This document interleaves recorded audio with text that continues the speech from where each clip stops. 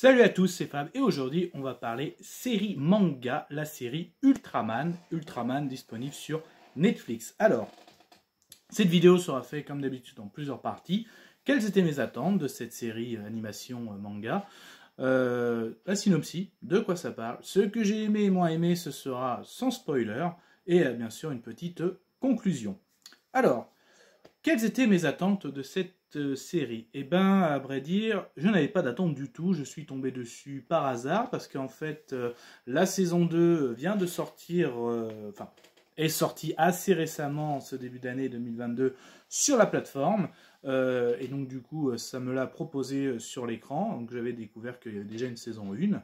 Donc, en plus, je vais en parler en plus dans les détails. Quand j'ai vu que les épisodes faisaient en moyenne une vingtaine de minutes, je me suis dit, allez, pourquoi pas se lancer, hein, ça va pas prendre longtemps à regarder, j'ai envie de dire, hein, parce que déjà la saison 2, quand je suis tombé dessus, ça me proposait 6 épisodes, et il me semble que la saison 1, pareil, une dizaine d'épisodes, donc on va dire en moyenne une vingtaine de minutes, 23 minutes je crois en moyenne. Allez, pourquoi pas, ça va être assez rapide, hein, on va voir qu'est-ce que ça donne, j'ai envie de dire, ces premières impressions que ce Iron Man japonais. Donc du coup, pas d'attente particulière, je suis tombé dessus, je me suis dit, tiens, épisode assez court, en avant, j'ai envie de dire en avant. La synopsis, de quoi ça parle? Donc on apprend qu'en fait, il y a plusieurs années que Ultraman existe, hein, en fait, donc le film commence, on arrive dans un musée, on s'aperçoit qu'il y a une dizaine d'années, donc un super-héros, donc Ultraman c'est un petit peu, c'est le super-héros du Japon, hein, voilà. Donc on apprend qu'un Ultraman, hein, donc quelqu'un vraiment capacité géante, un célèbre géant comme ils disent, hein, avec une combinaison rouge et blanche, ouais c'est ça. Cet Ultraman a sauvé la Terre d'une invasion extraterrestre. Donc, et aujourd'hui, c'est connu par le biais du musée, de l'histoire au Japon. Donc, cet Ultraman, et notamment l'équipe qui travaillait dans l'équipe d'Ultraman, sont très bien placés maintenant au niveau du gouvernement, hein, tout ce qui est ministère des Armées, des Affaires étrangères, etc.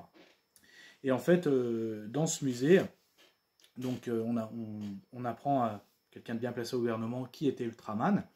Et à un moment, son fils fait une chute d'une certaine hauteur, hein, mais on se rend compte qu'il n'a rien. Et en fait, on s'aperçoit qu'il a hérédité, hein, des dons d'Ultraman, parce qu'en fait, Ultraman, c'est une personne qui a déjà des capacités physiques énormes, et en plus, on le renforce par rapport à son armure, hein. Donc c'est comme si je devais donner une image,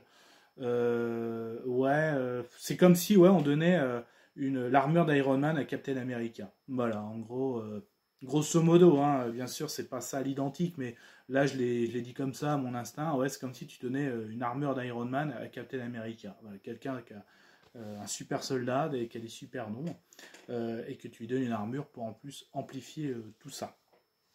Donc en fait, il se rend compte que son fils a les mêmes dons que lui, et en plus, on se rend compte que même des années après, la menace extraterrestre est de retour. Elle est de retour. Et du coup, il va falloir faire face. Et justement, ce petit jeune, parce que les années repassent, du jeune homme, maintenant on arrive, il y a une éclipse, on passe à l'adolescence. C'est d'adolescence, c'est lui qui va devenir le nouveau Ultraman et va devoir faire face à cette menace extraterrestre. Donc en gros, voilà. Donc en gros, pour résumer, voilà, il existe de Ultraman, il y a une histoire avec le Ultraman, après ça s'est calmé, et là en gros ça se réveille parce que la menace extraterrestre revient, et il y a un nouvel Ultraman, il y a un héritier, voilà, il va devoir prendre compte de son destin. Voilà, j'ai résumé un petit peu la synopsis. Alors qu'est-ce que j'en ai pensé? Alors c'est une série, alors point fort effectivement, l'épisode d'une vingtaine de minutes, voilà, ça passe assez vite, voilà. J'ai beaucoup aimé, notamment, les dessins sont très beaux. Donc voilà, je commence par les points forts. Les dessins sont très beaux, les épisodes de 20-23 minutes, c'est très bien, ça passe assez vite. Les scènes de combat sont très très bien. Scènes de combat très très bien, vraiment rien à dire, c'est vraiment très très bien. Si vous êtes fan de jeux vidéo, parce que j'ai vraiment ressenti des fois, tu as l'impression d'être devant un jeu vidéo de combat, quoi, des bonnes chorégraphies, c'est vraiment très très sympa. Ce que j'ai aimé aussi, un peu le côté un peu Men in Black. Donc en fait, on se rend compte que les Japonais, enfin le monde même, j'ai envie de dire, hein, certes ça se passe au Japon, mais c'est le monde, vit parmi, des extraterrestres vivent parmi la population. C'est un côté un peu le côté Men in Black, et en fait il y avait donc au sein du gouvernement une unité spéciale qui gérait ça, un peu la surveillance des extraterrestres, un peu comme Men in Black, ça j'ai bien aimé. Donc ça aussi c'est le côté un peu sympa.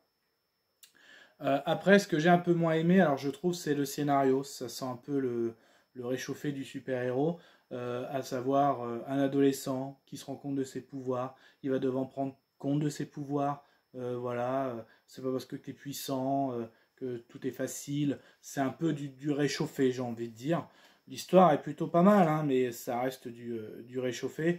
En gros, la saison 1, c'est un peu ça. Ce jeune homme se rend compte de ses pouvoirs, il évolue vers Ultraman, vers son destin, c'est vraiment ça. La saison 2, donc là il y a carrément il y a une invasion, il y a un conquérant hein, qui vient, en gros il menace carrément la Terre, c'est dans la bande-annonce même de Netflix hein, de la saison 2. En gros il dit voilà vous avez tant de temps pour vous soumettre hein, ou nous détruirons la moitié de la Terre, hein, ça rappelle un célèbre conquérant.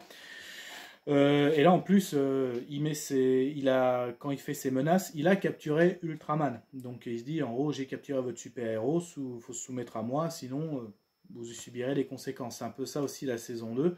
Et là on se rend compte, parce que c'est pas du spoil, parce que on voit, c'est des images sur la plateforme, si vous tombez sur Ultraman, vous allez tomber ça. On voit qu'il y a plusieurs Ultraman. Et là ce que j'ai bien aimé, c'est pour ça que je dis ce que j'ai bien aimé, c'est pas dans le cliché des Power Rangers. Parce que quand on voit toute une équipe avec des super armures, on se dit ouais ça va être un remake des Power Rangers. Non pas du tout. Donc voilà. Donc en tout cas c'est assez sympa même hein, le développement des autres Ultraman. Alors c'est pas vraiment des Ultraman. Ultraman c'est vraiment la personne qui a les grosses capacités physiques et que tu renforces avec l'armure. Voilà, chacun a des petites histoires. Voilà, avec ils ont leur armure mais ils ont leur petites histoires que je ne vais pas spoiler, ça reste très intéressant aussi. Voilà.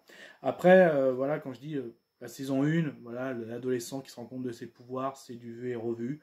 Il y a le côté sympa, hein, bien sûr, mais ça reste, c'est pas un manga qui va révolutionner des histoires de super-héros. Ça reste du vu, du revu, voilà.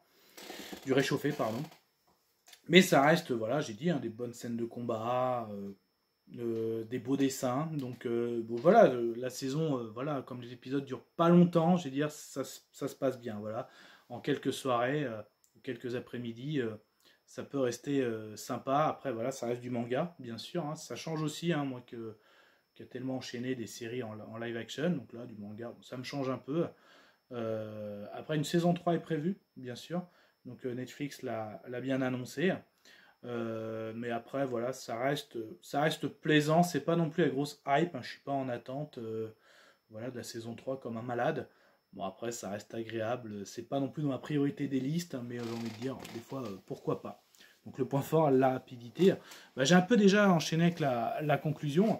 Ouais, si je devais conclure, alors je suis pas hypé par la suite, bien sûr. Ça reste, voilà, une série plaisante, vraiment. Quand dans ton programme, si dans votre programme de série cinéma, bah, vous avez un trou, voilà, Ultraman peut très bien le combler. Après, ça reste que mon avis, évidemment, ça peut combler, ça reste agréable. Mais après, voilà, j'ai envie de dire que ça reste. C'est pas une révolution. Voilà, ce n'est pas une révolution.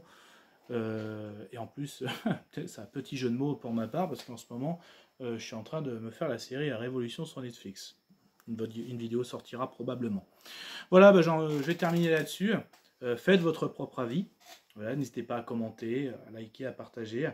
Et on se voit très vite pour d'autres vidéos. Kenavo.